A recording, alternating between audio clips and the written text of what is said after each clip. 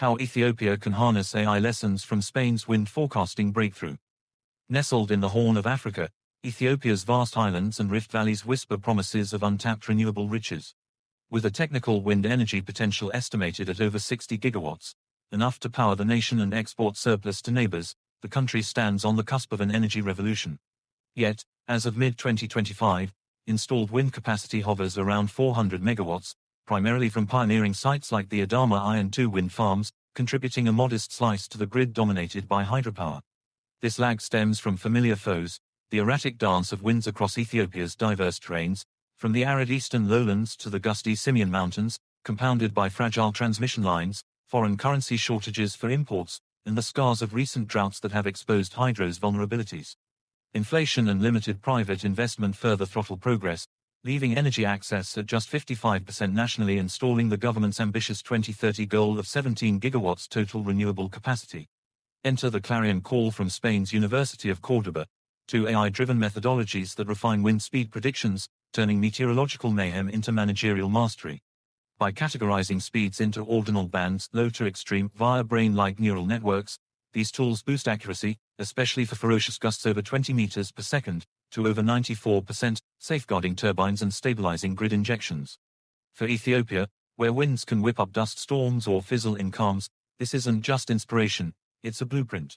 Already, local innovators at institutions like Addis Ababa University are experimenting with deep learning models such as LSTM and GRU for short-term forecasts at Adama, achieving up to 95% accuracy in power output predictions. Building on this foundation, Ethiopia can adapt Spain's lessons to supercharge its wind sector, fostering resilience, efficiency, and economic liftoff.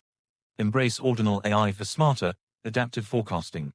Spain's edge lies in ditching pinpoint numerical guesses for ranked categories, which handles data noise from variables like altitude, winds, pressure, and temperature, mirroring Ethiopia's own multifaceted weather palette, from equatorial rains to highland chills.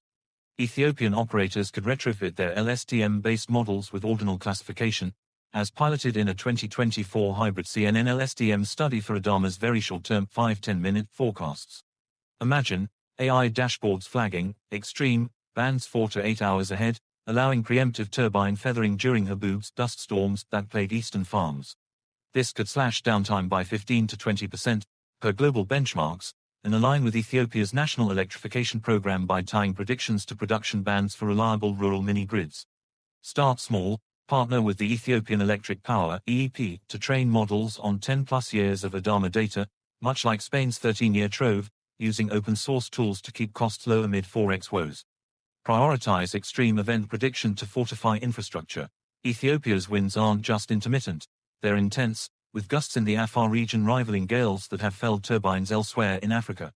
Spain's second model shines here, excelling at severe events, to avert collapses, a vital shield for Ethiopia's budding 500-megawatt pipeline of wind projects announced in 2025. By integrating Bayesian-optimized LSTMs, as in a recent Nature study on Ethiopian sites, forecasters could hit 92% accuracy for highs over 15 meters per second, enabling automated shutdowns via IoT sensors. The payoff: reduced maintenance costs up to 30% savings, and insurance premiums, freeing funds for grid upgrades. EEP could pilot this at the under-construction Metehara farm, collaborating with Spain's AYRNA group through platforms like the African Renewable Energy Initiative for tech transfer. Lesson 3. Leverage data and collaboration to overcome resource hurdles.